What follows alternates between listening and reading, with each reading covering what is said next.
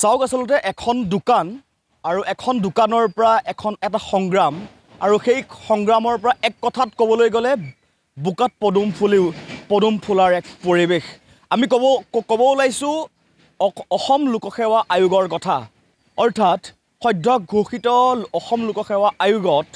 ইতিমধ্যে হোজাই কেইবাটাও পৰিয়ালৰ পৰা শিক্ষাৰ্থী ইতিমধ্যে জিলিকি উঠিছে আৰু আমি তেনে এটা পৰিয়ালত আমি উপস্থিত আছোঁ অসম লোকসেৱা আয়োগৰ অসম আৰক্ষী সেৱাত অৰ্থাৎ APSত স্থান দখল কৰিবলৈ সক্ষম হৈছে হোজাইৰ ডংকি গাঁৱৰ এটা পৰিয়ালৰ এগৰাকী শিক্ষাৰ্থী আমি পোনে আমি সেই পৰিৱেশটো কেমেৰা সহযোগী ৰূপে দেখুৱাব আৰু এইজনে হৈছে বিষ্ণুৰাম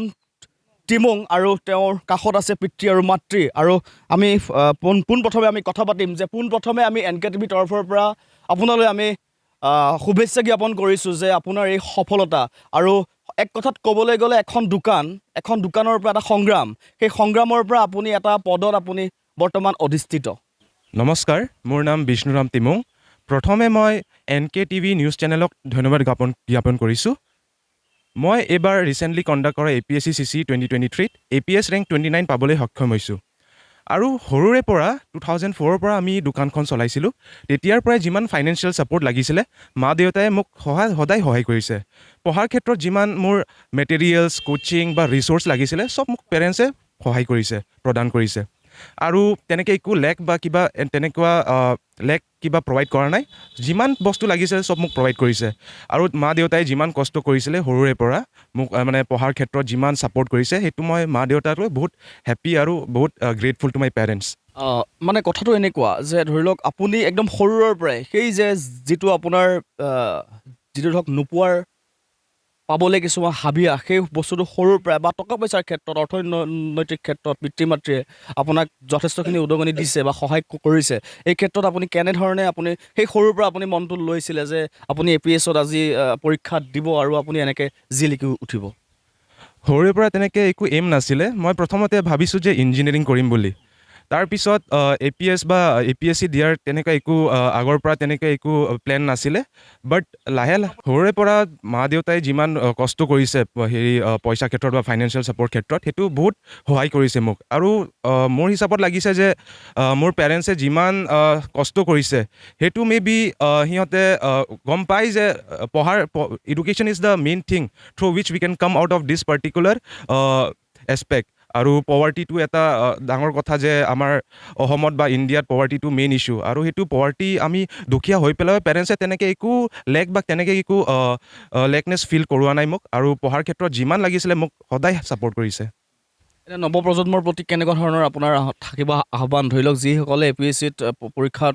অৱতীৰ্ণ হ'ব খোজে সেই সকলৰ প্ৰতি আপোনালোকৰ কেনেকুৱা ধৰণৰ মন্তব্য হ'ব অহা নেক্সট বছৰ যিমানকেইটা এক্সপিৰিয়েঞ্চ আছে সিহঁতক মই এটাই ছাজেশ্যন দিম যে দুখীয়া হওক বা ধনী হওক সেইটো একো মেটাৰ নকৰে লাইফত যদি আপোনাৰ ইচ্ছা থাকে পঢ়াৰ ক্ষেত্ৰত যদি ইণ্টাৰেষ্ট থাকে দেন সেইটো এটা এক্সকিউজ হিচাপে আমি ক'ব বিচাৰিছোঁ বাট সেইটো এটা মেইন হাৰ্ডেলছ বুলি ক'ব নোৱাৰোঁ কাৰণ আমি চাব গ'লে আজিকালি এইবাৰ যিমানকেইটা APSC CCত ৰেংক দখল কৰিছে তেখেতে যদি আমি চাব যাওঁ বহুত ল'ৰা ছোৱালী দুখীয়া বা পভাৰ্টি বা হেৰি নথকা পৰিয়ালৰ পৰা আহিছে বাট তেখেতে যিমান কষ্ট কৰিছে মা দেউতালৈ যিমান সপোন আছে সেইটো মানে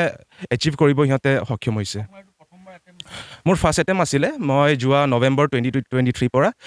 প্ৰস্তুতি চলাইছিলোঁ APSCৰ বাবে APSC বুলি নহয় মই চিভিল ছাৰ্ভিচ UPSC কাৰণে প্ৰিপেয়াৰ কৰিছিলোঁ বাট ভাবিলোঁ যে এইবাৰ এটেম্প যদি কৰোঁ দেন এটা এক্সপিৰিয়েঞ্চ থাকিব বুলি মই আশা কৰিছোঁ দেন লাকিলি মানে এইবাৰ ফাৰ্ষ্ট এটেম্পত মোৰ হৈ গ'ল এক কথাত ক'বলৈ গ'লে প্ৰথমেই অসম লোকসেৱা আয়োগৰ প্ৰথমবাৰৰ কাৰণে আচলতে তেওঁ অধিষ্ঠিত হৈছিল আৰু সেই প্ৰথমবাৰতে তেওঁ ইতিমধ্যে জিলিকি উঠিছে আপোনালোক ধন্যবাদ জনাইছোঁ আৰু তাৰ লগে লগে সমান্তৰালকৈ আমি মাতৃৰ পৰা আমি মন্তব্য কিছু ল'ম যে আপোনাৰ পুত্ৰৰ এই সফলতা সংগ্ৰামময় এখন জীৱন ধৰি লওক তাৰপিছত পুত্ৰৰ এই সফলতা কেনেকুৱা অনুভৱ এগৰাকী মাতৃ হিচাপে মইতো কি ক'ম মই একোকে ক'ব নোৱাৰোঁ মইতো সৰুৰ পৰা মই সেই ল'ৰাটো বহুত ভাল দেখিছোঁ সৰু যেতিয়া জন্ম হৈ পেলাই হয় সি বহুত ভাল আজিলৈকেও তেনেকুৱাহে আছে মই সি যেতিয়া 10 বছৰত পঢ়াইছে কিমান নাৰ্চাৰীও দিছোঁ। মই সেই সময়ৰ পৰা সেই দোকানটো বহাইছোঁ। তেতিয়া মই বহুত জোৰ কৰে, মোৰ ৰাতিপুৱা 4টা বজাত হওক 5টা বজাত হওক মোক তাক উঠাওঁ, তেতিয়া কিতাপ পঢ়াওঁ। বহুত কথাও মানে, বহুত ভাল এইটো ল'ৰাটো। সেইটো কাৰণে আজি এনেকুৱা পাইছোঁ, ভাল লাগিছে। মই সেইটো পুলিচ পাই পেলাই মইতো কথাও একো ক'ব নাজানো, সেইটো কাৰণে বহুত ভাল লাগিছে। সৰুৰ পৰা এতিয়ালৈকে মানে বহুত ভাল, একো অসুবিধা নাই তাক। দুষ্টও নাই, একো নাই, মানে যি ক'লেও সি মানে ঠাণ্ডা আছে। গাঁৱত যাব নালাগে ক'লেও নাযাওঁ, ঘৰতে পঢ়ি থাকিবি পঢ়িব। সহজ। নিশ্চিতভাৱে আচলতে মাতৃ এইগৰাকী হৈছিল মাতৃ, আৰু সমান্তৰালকৈ আমি পিতৃৰ পৰা আমি মন্তব্য ল'ম। অকণমান কৈ দিয়ক পুত্ৰৰ যি সফলতা, অকণমান। পুত্ৰটো মানে মই তাক পঢ়াইছিলে, সৰুৰ পৰা মানে ডাঙৰ দীঘল কৰিছে। তেতিয়া ল'ৰাটো মানে লোকৰ নিচিনা দুষ্ট মুষ্ট মানে ঘূৰা ফুৰি নকৰে। যিটো পঢ়াই ময়ে পঢ়াই সৰু থকা সময়ত, মানে নাৰ্চাৰীমত সি তাক পঢ়ালে মানে